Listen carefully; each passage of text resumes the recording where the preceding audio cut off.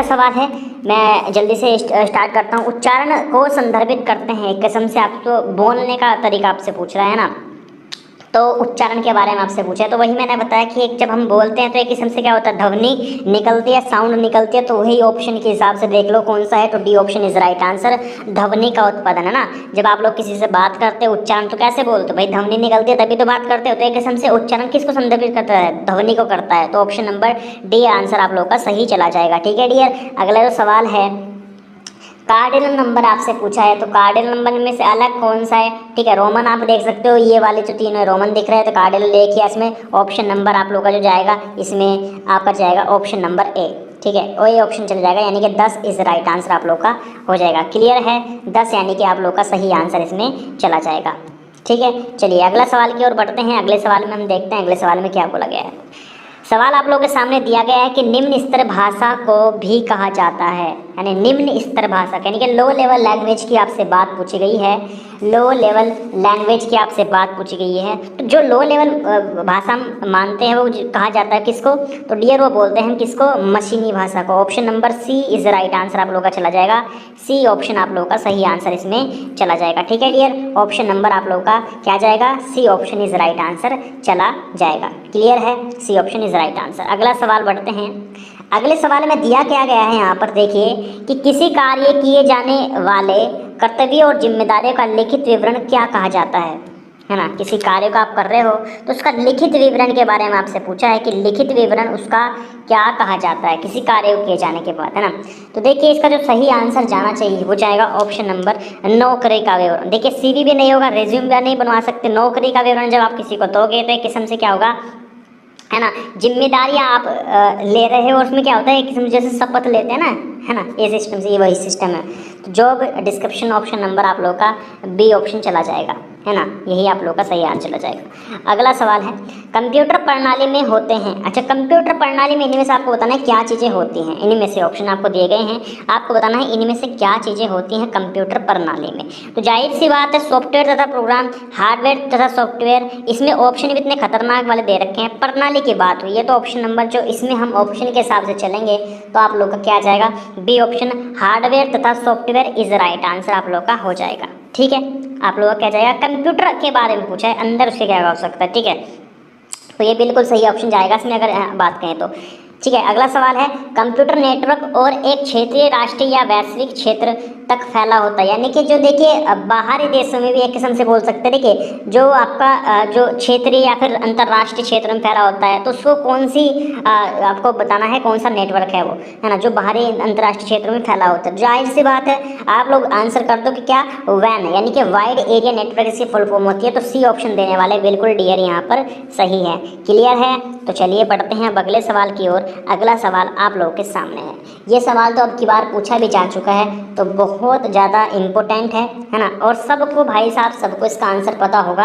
कुछ छात्र ये होंगे जिसको नहीं पता है, लेकिन अधिकतर को आंसर बिल्कुल पता होगा। तो राइट आंसर में कहाँ जाऊँ, मैं जाएगा आंसर ऑप्शन नंबर बी के साथ, सेंट्रल प्रोसेसिंग यूनिट, है ना जी बिल्कुल, सेंट्रल प्रोसेसिंग यूनिट यानी कि सीपीयू की फुल फॉर्म आपसे एक किस्म से यहाँ पर पूछी है। तो B option is right answer चला जाएगा। बी ऑप्शन आप लोग के सही आंसर मारोगे आप लोग। ठीक है, तो ध्यान रखना है। और इसके साथ साथ मैं आपको बताना चाहता हूँ सीपीयू की फुल फॉर्म तो आपको ध्यान रखनी है एग्जाम के लिए, लेकिन एटीएम की फुल फॉर्म भी भाई बहुत आ रही है। एटीएम की फुल फॉर्म आपको ध्यान रखनी है।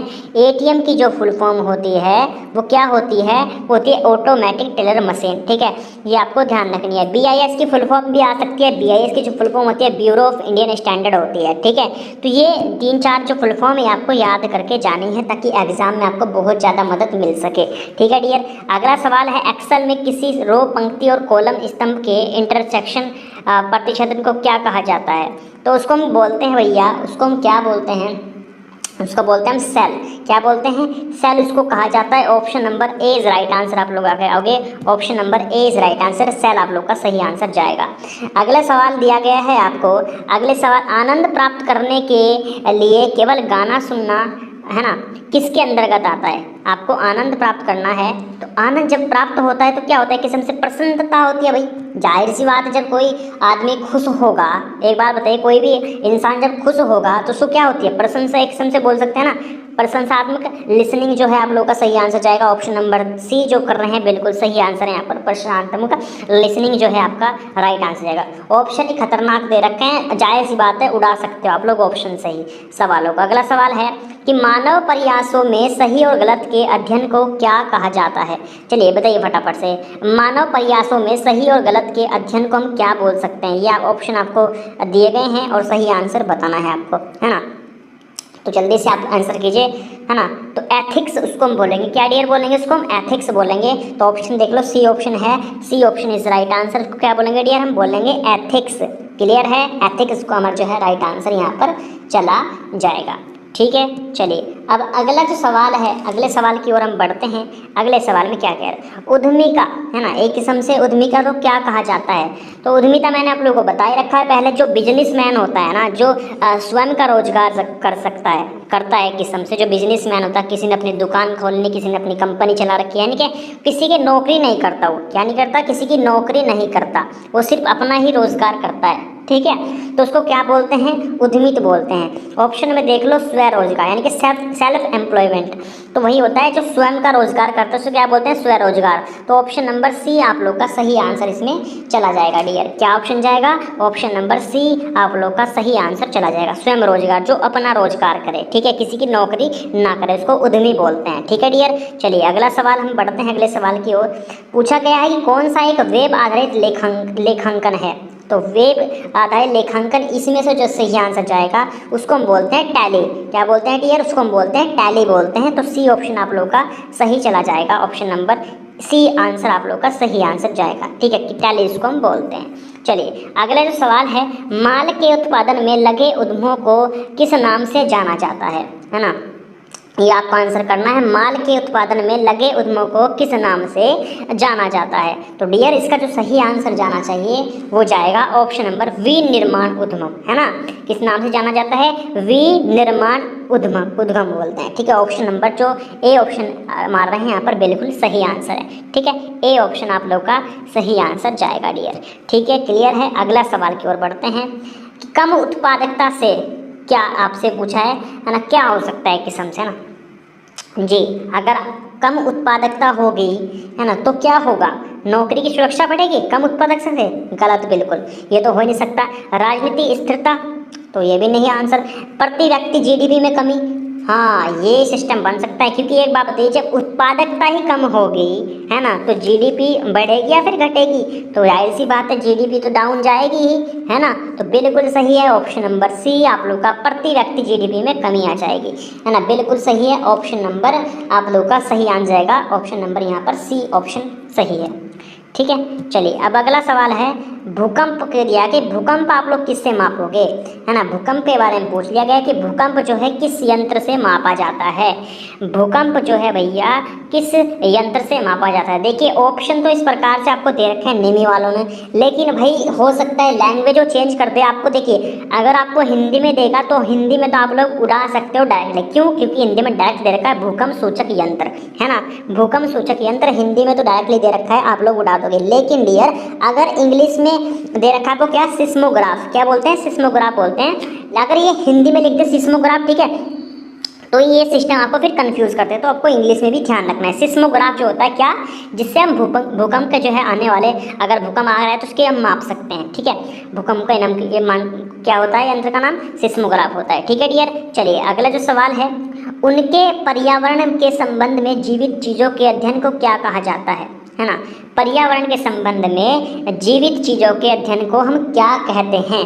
तो ये आपको आंसर बताता है। तो पारिस्थितिक जो है आप लोग का जो है परिस्थिति जो है आपको इकोलॉजी हम बोल सकते हैं ना, इकोलॉजी आप लोग का बिल्कुल सही जाएगा, ऑप्शन नंबर सी। ठीक है, इकोलॉजी भैया आप लोग का सही आंसर यहाँ पर चला जाएगा।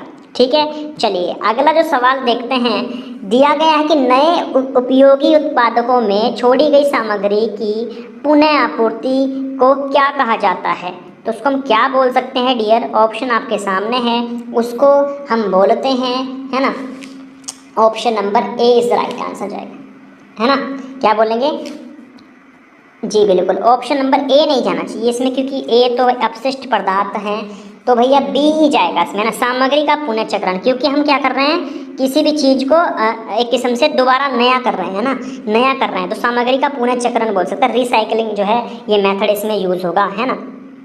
छोड़ी गई सामग्री की पुनः आपूर्ति को कहा जाता है। जी बिल्कुल, आप किसी भी सामान को अगर मान लीजिए आपने देखा होगा जो पॉलीथीन जो पड़ी रहती हैं तो उनको कोई चुभता रहता है, जो बोतल वगैरह आप लोग जो फेंक देते हो पानी पी करके, जो प्लास्टिक की होती है उनको आप लोग फेंक देते हो, तो क्या होता है, वो प्लास्टिक होती है वो रिन्यू होकर दोबारा फिर आ जाती है, जो पॉलीथीन वगैरह होती है पिघल करके दोबारा फिर उसको रिन्यू कर देते हैं। एक क्या हो रहा है, रिसाइकलिंग हो रहा है ना, रिसाइकलिंग की जो है प्रक्रिया यहाँ पर चल रही है। ठीक है डियर, तो क्या होगा इसमें आपका जो है यहाँ पर पुनः चक्रण बोलते हैं उसको, रिसाइकलिंग, है ना। ऑप्शन नंबर बी आंसर जाएगा। ठीक है, बिल्कुल सही है। अच्छा, अगला सवाल दिया गया ILO का विस्तार रूप आपसे पूछा है, फुल फॉर्म आपसे पूछी गई है, ILO की फुल फॉर्म आपसे दिया पूछी है, तो सही आंसर डियर जो जाएगा यहाँ पर वो जाएगा International Labour Organization. Option number जो लोग एक ऑप्शन मार रहे हैं बिल्कुल सही आंसर है, इंटरनेशनल लेबर ऑर्गेनाइजेशन आप लोगों का इसमें सही आंसर चला जाएगा। ठीक है, चलिए अब बढ़ते हैं आपके अगले सवाल की ओर।